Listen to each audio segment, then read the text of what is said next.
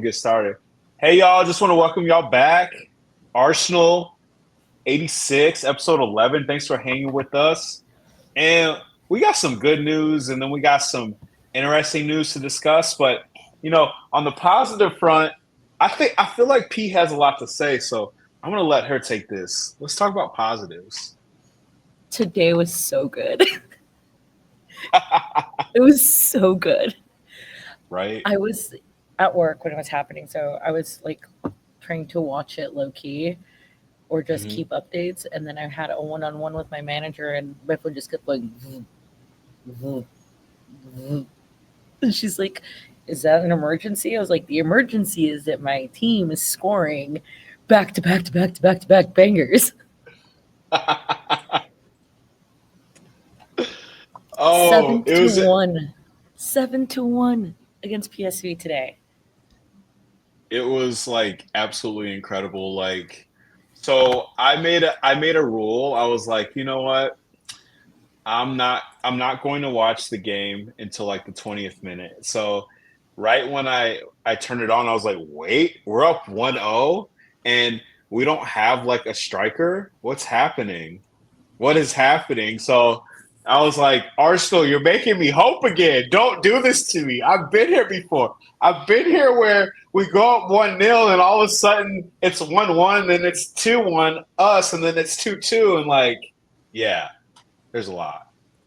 Yeah, but today, Timber, Nwaneri, Marino, Odegaard twice, Trossard, and Calafiori. Yeah.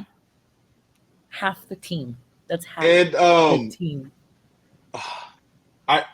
I want to discuss two things on this. Well, I'll probably discuss like 5 things on this front. I'm not gonna lie to y'all. So first thing I want to discuss is Odegaard. Like, he's been getting a lot of stick, and rightfully so. Like, he's gone missing for the last couple of matches, and we don't know if it's fatigue or he's just like, trying to reacclimate himself after being out for so long. But I want to say this match, like, he really stepped up. Like, he looked like the conductor again, and I was really impressed with his performance. Yeah, I rewatched highlights, and he looked like himself. The light was back in his eyes. Right? The light came back in his eyes. It was kind of dark. I'm not gonna lie. Like, it's like, dang, Odie went missing. What happened? And then, yeah, go ahead. I just want to say, like, those Hill End kids, Nwaneri and MLS, dude, I love them. They're sensational. They're fantastic. They're so good. I was stoked when Nwaneri scored today. Stoked. I couldn't believe it, and like the way he lashed the ball, like that's like something a 25 or 26-year-old does. Like, top left corner, just lashed it. I was like, oh, at first I didn't see who did it at first. I was like, is that Timber? And I was like, no, it's Ethan. Like, it was amazing. I'm also so stoked that Timber scored because, like I said, last year during preseason, watching him play against Barcelona was fucking beautiful. And we're seeing that now. Now that he's more in his healed, like, era, essentially. And I'm glad we're not overplaying him either because, like, an ACL tear is no fucking joke. Yeah, it's not. And, like, one thing that I did notice in the game, like, Ben White was definitely more active and he looked like he had more spring in his step. And I was like, yes, I was like, Benny Blanco, we need you to take over for the second half. Have Timber play, of course, but let him rest as well. And I really love to see that Timber was still active and he was still present. And he used to play for Ajax, of course, and Ajax and PSV are like huge rivals. And it was really good to see. Well, it's PSV and then Rotterdam. They're really big rivals as well. But I know he was happy to be back in his home country, showing off in cooking a rival. Like, 7-1. Like, if you woke me up this morning and was like, hey, we're going to win 7-1, I'd be like, nah, you crazy. Pass me whatever you want because that's not going to happen. No strike. Oh, And I keep saying this, but no striker. the last time we did this in the Champions League was November 3rd, 1993 against Standard Liège.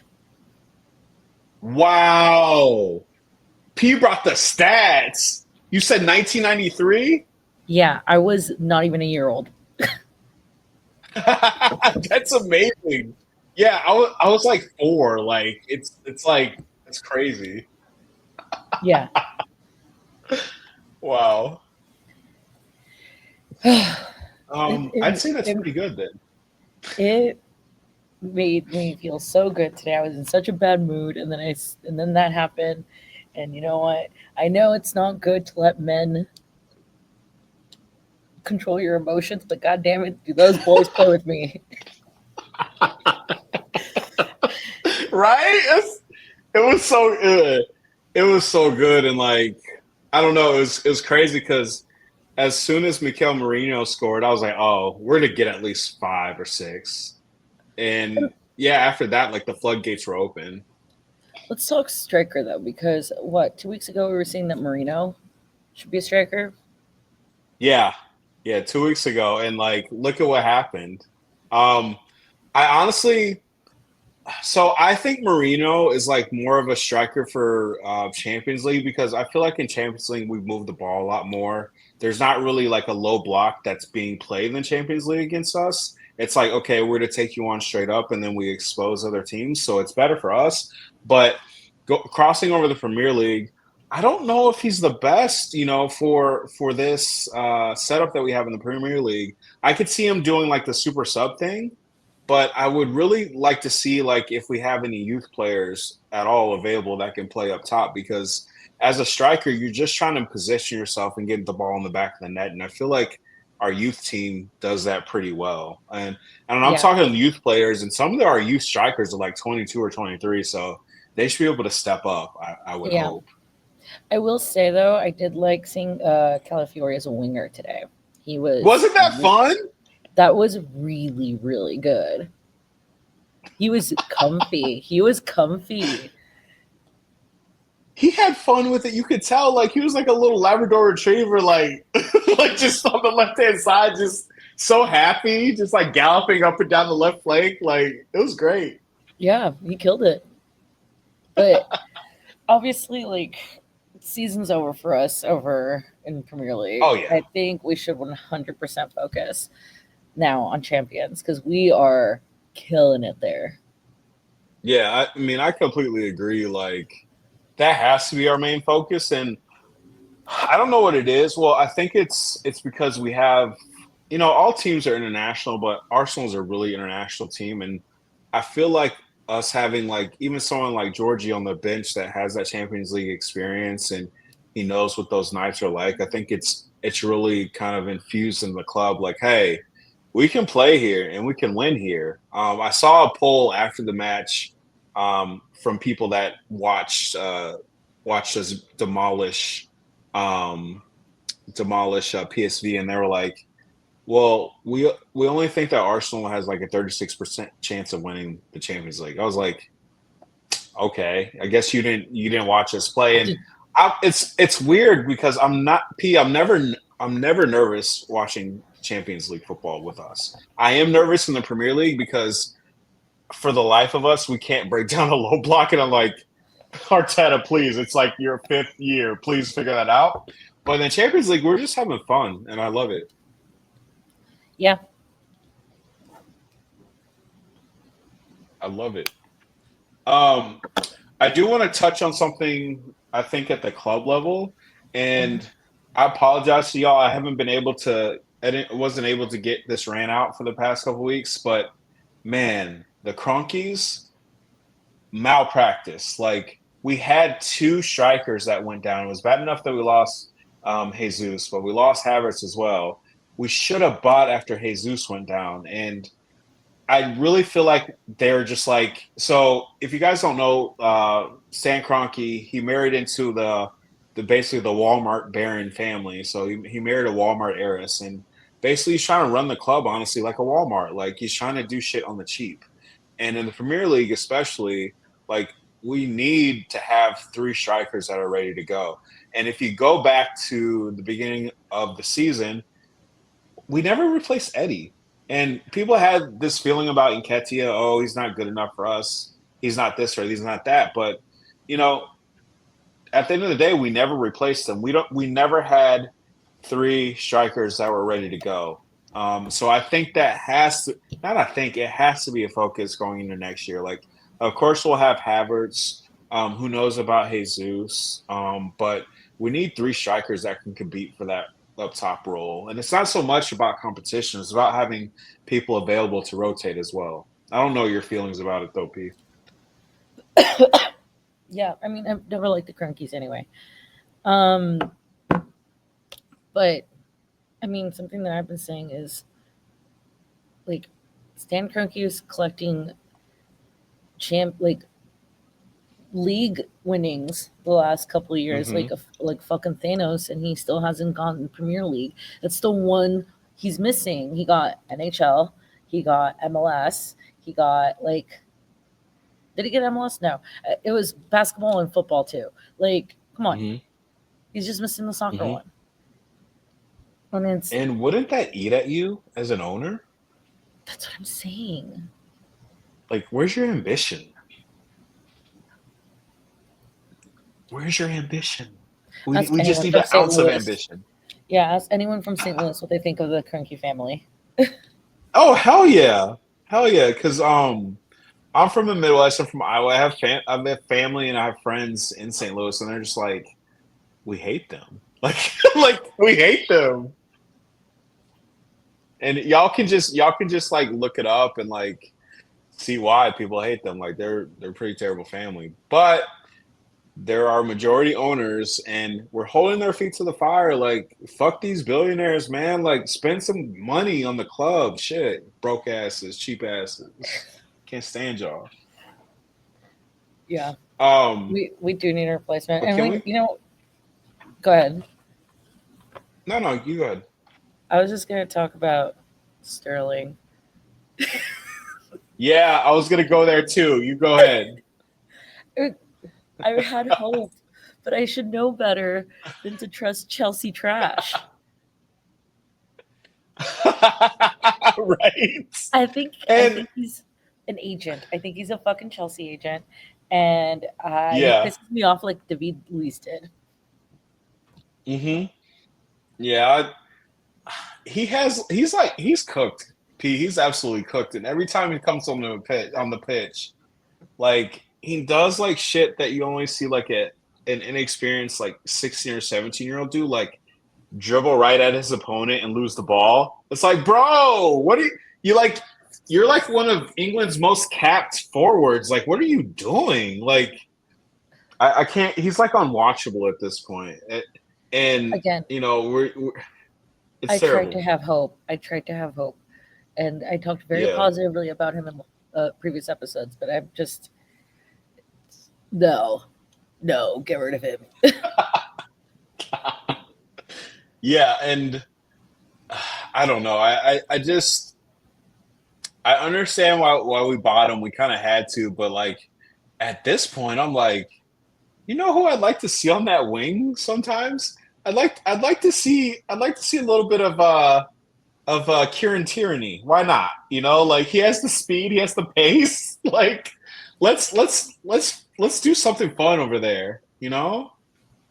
Yep. Like but fingers crossed Martinelli should be coming back soon. His hamstring strain wasn't as bad, so that's going to help us out a lot. So hopefully that right hand side gets a little bit better for us. Um, but I want to talk about number 5 again. The predator on our team that needs to just get the fuck off our squad. We hate that guy. He gave away a fucking penalty. Like, I like clean sheets, and I'm being greedy. I know y'all. I know I'm being greedy right now. But we could have been up 7-0. It should have been 7-0. But he wanted to get all crazy with his hands. And I didn't disagree with the penalty decision. I'm like, bro, why you hooking and cupping people with your hands? Like, what the fuck's wrong with you, weirdo? Weirdo. gave away our clean sheet. I can't stand that. Yeah. Dude. No, I don't like watching him play. It's not fun. All right. So coming up next, our next game is Sunday against Man United at Man United. Um, Sorry, y'all.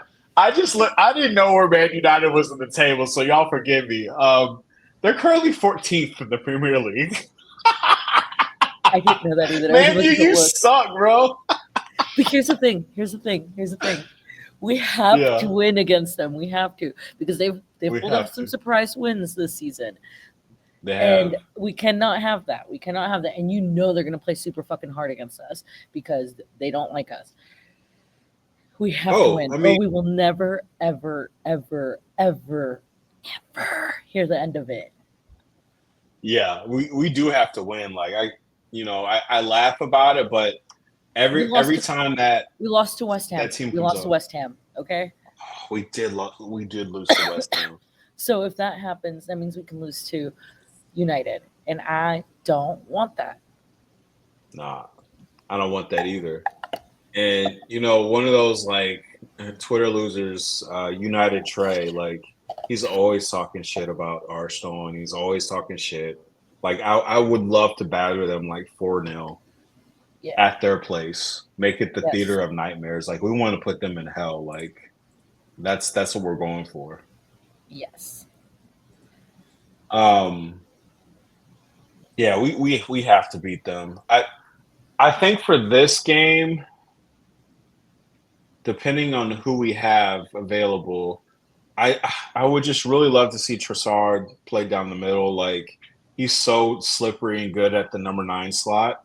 But if we have to play Marino up top, I guess it is what it is. But I'm just like, we should have an academy striker somewhere. I know we do. In fact, let me Google this real quick. We have to have someone that can like just sit there and take up space, because that's going to be better than Sterling. Sterling doesn't do shit.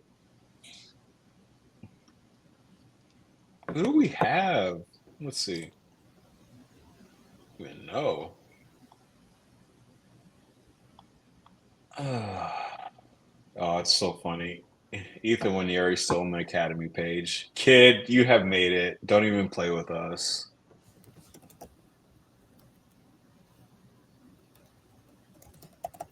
Let's see.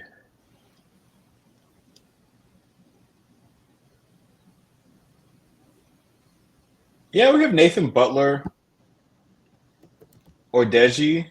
Let's see how old he is. Oh yeah, he's 22. He's ready. He needs to do something for us. Like, it's time.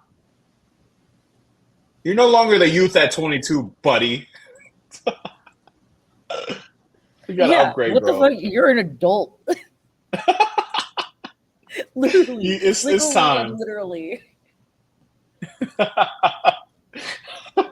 When Yeri's going up to him, calling him Unc, I swear, like 22, bro. Come on. Dead. Yeah, it's time. He's 5'10" too. That's enough height.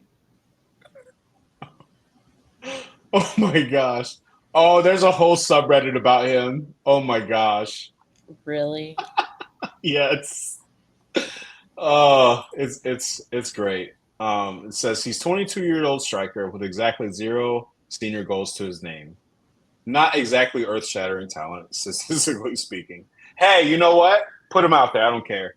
We can have him run around for like 30, 35 minutes so we don't strain our other strikers because we're so depleted. We need something. Like, come on. We need something because this ain't working up top in the Premier League. No, it ain't. No, it ain't. What? Right, so I've been, of course, I've been watching the games. What's killed me thus far, P, in the Premier League is sometimes Gabby will be up in the number 9 role. I'm like, bro, you just want to be a striker so bad. It's hilarious. I love it. Like, give him a chance. Why not? Why not? Might as well. All right. I was going to say, they're kicking me out of the office, so this is going to have to be a short episode, everyone. No, you're good. So y'all, thanks for joining. Thanks for chatting with us, and yeah, we'll see y'all in the next time, and hopefully after an Arsenal victory over Man U. Bye. Bye.